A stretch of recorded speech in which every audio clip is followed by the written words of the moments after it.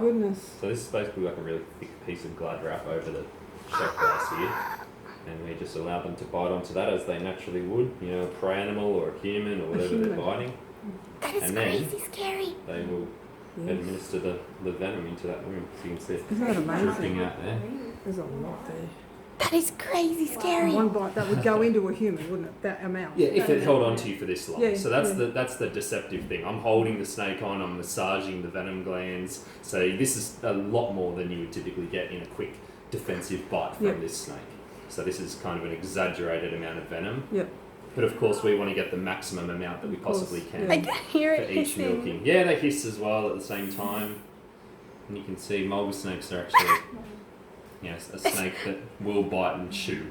If they can grab a hold of something, they typically won't let it go. So That's a tight I lock. like snakes. That's so tight holding on. Here are bred to produce a lot more venom than your average snake, Okay. solely for the anti-venom program as well, which we've been doing since 1951. So majority of these snakes here produce a lot more venom than your average snake does, and that is Hey, he let go. That Look at that. raw product to make the anti-venom itself as well. alright, I'll take this guy back. Bye-bye, I'll put him in snake. the cage and then I'll bring something else through. Oh. You guys are lucky. So this is a tiger snake. So That's this is actually a really pretty the pattern. fourth most toxic snake in the world. They used to be a very common snake right up and down the east coast of Australia. Not so much these days. These kind of took a big hit once we started making our cities and our towns. They're not as adaptable to an urban environment as brown snakes are. So that's typically why you see more brown snakes in places like, you know, Sydney and the Sunshine Coast and these heavily we built have up them down areas. That's a Whereas very tiger pretty snakes, pattern. they're still very common, just in the more rural areas where it's a little more intact, like what it was, you know, 150 years ago. So they are a nice snake. This one here is from Tasmania. Cool. So most of our tigers we keep are from Tassie, just because they get a little larger and they give us more venom. So again, we're kind of selectively choosing the snakes we keep based on how much venom they produce. It's a very pretty colour. Yeah, this one's kind of a nice mottled gold, greeny kind of colour. They're called tiger snakes because most of them do have nice prominent bands, but that's more so the kind of local ones that we get around here, and the Victorian ones. The Tassie ones, they tend to be kind of this goldy colour or sometimes jet black as well. So it purely depends on where they are. Amazing. Mhm. Do they have more of a painful bite when they bite? No, so a tiger snake's bite isn't overly painful, but what they do is they act up quite a bit on the blood. So your blood will start to clot quite rapidly, and then, I don't know if you know, but in your body you have clotting factors which clot your blood. But you don't have a finite amount. You do have a finite amount, so it can run out. So once that happens, your blood will clot rapidly, and then after that you can't clot anymore because you've used all your clotting factors. So typically with most snake bites you'll see this rapid clotting and then you'll see a lot of bleeding afterwards. So that's what happens when a tiger snake bites you, and sometimes you'll see these neurotoxic effects as well.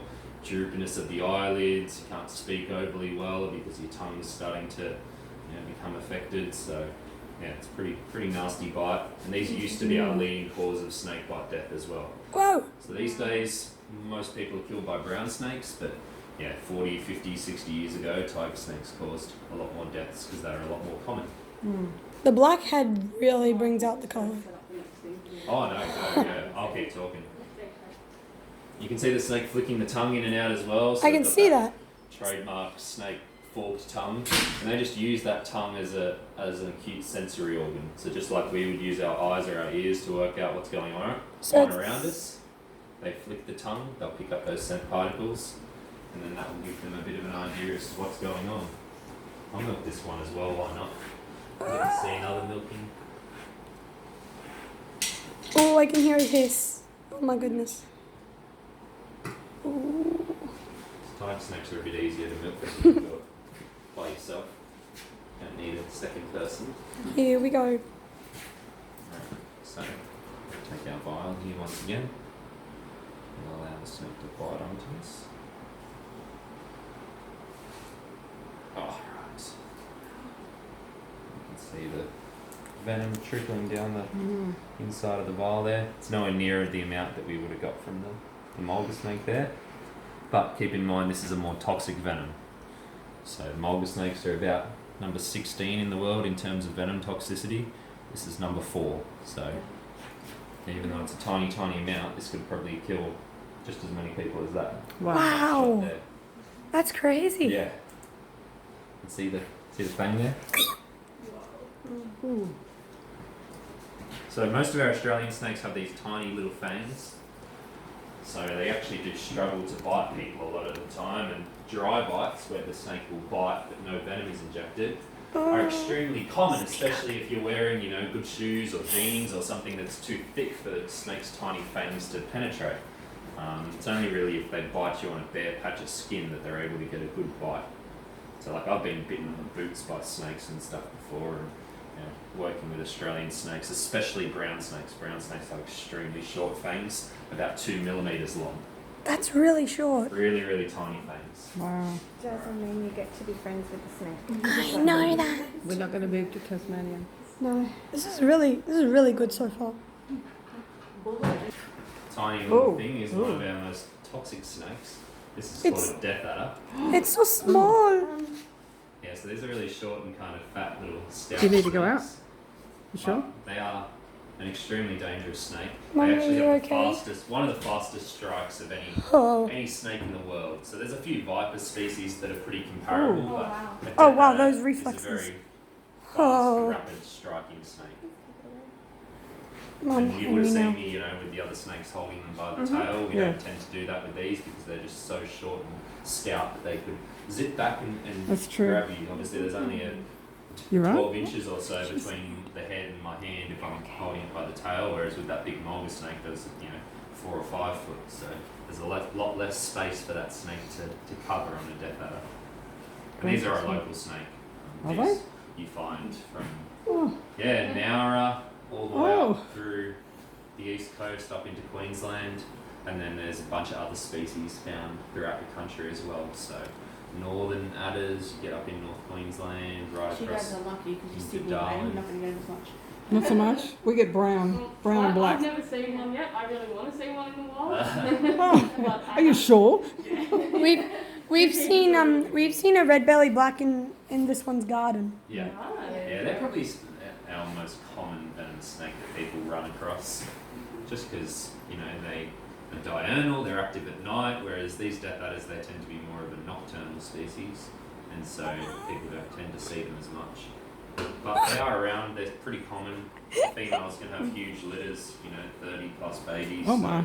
Yeah, they can That's a lot. It's a lot of reproduce babies. pretty easily, and in some areas they are still extremely common. Kind of hard to find if you're looking for them, but they are there. They just look like a big They're old not a stick. rare snake by any means. They do look like a stick. You They wouldn't look even like a notice they were massive there. stick, like a very fat stick. Thank you. That would be nice. Yeah, but I do want to see one. I think they're quite cute in my mind. But again, we're a little bit weird. We find the very deadly venomous animals quite cute. Like this little coastal titanium. You good, I'm Mum? kind of the same. I probably do. Go, ooh, They're all back in their boxes. I'm not a person. Good My box. one is Alright. my Thank you I very might much. leave you to it, guys. Thank you. Thank you. Yeah, okay. That was We'll get you fun. guys, yeah, it was good. We'll get you guys out of this room and we'll go see something a little bit more fluffy. How does that sound? Fluffy sounds Fluffy great. sounds good. Like this? Go from Jason to coffee. Sounds good. Tea devil time. Would you like a drink of water? I don't know. I think I'm good. Past the water stage and need some sugar. I'm enjoying this. I'm sure. Yeah, she is. I'm not sure I could actually breathe very well in there. I was like, if I breathe too loudly, will they sense that I'm terrified and come after me? No, they I'm actually are more terrified of humans than we are of them. Yeah, I'm recording this for my I'm not YouTube so channel. sure if you were measuring my blood pressure and my heart rate right then that you would actually agree with that statement. I'm recording this for my YouTube channel because I thought it would make a very interesting YouTube video. Oh! What have we done? Oh! Oh! Not too excited in case it's these are munchkin. You guys are very lucky. These two in here are really little. These were the ones with the photos earlier, weren't they? You might have seen some of the photos We can earlier. little baby ones. Yeah. Could Chris in here to keep him Okay. safe. Okay.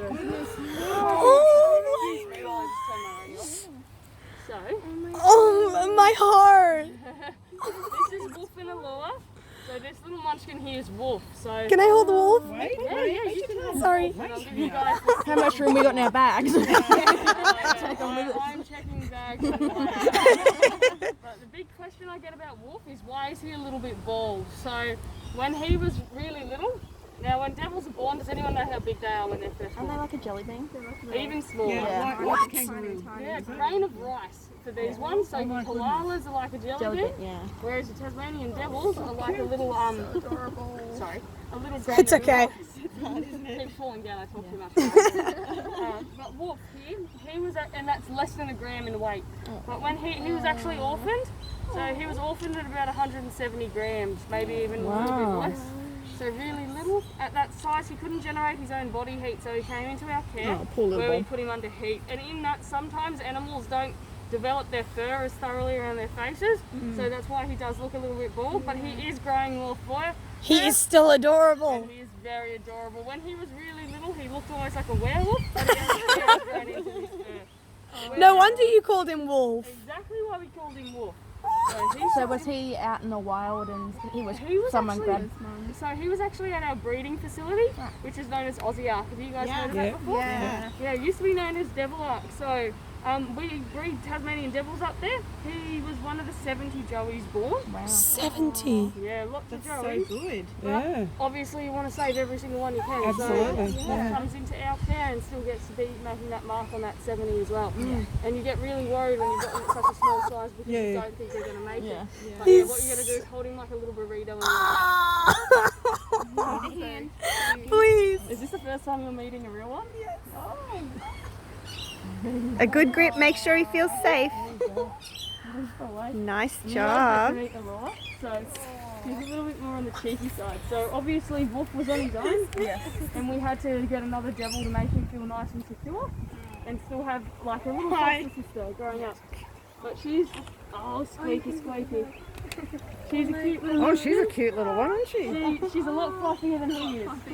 I don't care. I love him. I'm crying. Yeah, no, he's gorgeous. It's probably good you've got Wolf because Alua, she's a little bit of a nibbler. I'm trying to show you what she's like, but no, it's probably a good thing she hasn't nibbled on. She bites on and holds on, so you've got to distract her from your finger with another finger. So It's probably nothing like a camel bite. I got that before. Oh, did you? Gracious. Yeah. Devil bite when they're... has snakes and they tend to fight a bit. Oh. Yeah, they I would. was at Hunter Valley Zoo and looked at the camels and I was trying to pat it and he Right decided now to eat is my my finger. little bean. I'm not letting him go. Yeah, I think you've put him to sleep. Oh my gosh, you have. I've actually put him to sleep. He loves a little puddle. He's got the hiccups. Oh, he does have the He does have hiccups. that milk, so you guys can have a little I'm bit. gonna cry. Have you guys got your camera there? Yeah. Oh, good, you got. I put Wolf to sleep. I turned into a mum and I just take 1,000 photos.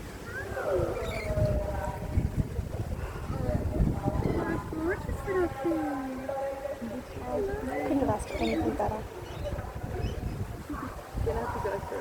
Oh, good. Oh, that's beautiful, that one. Mia, look at me and smile. Look at Mama. I don't know how you can work with her and not take her home. Well, we are a little bit lucky in the fact some of the keepers do get to take them home. Oh, no fair. Well, study hard and become a keeper. Mia. Well, we've actually, these two are hand reared, so they're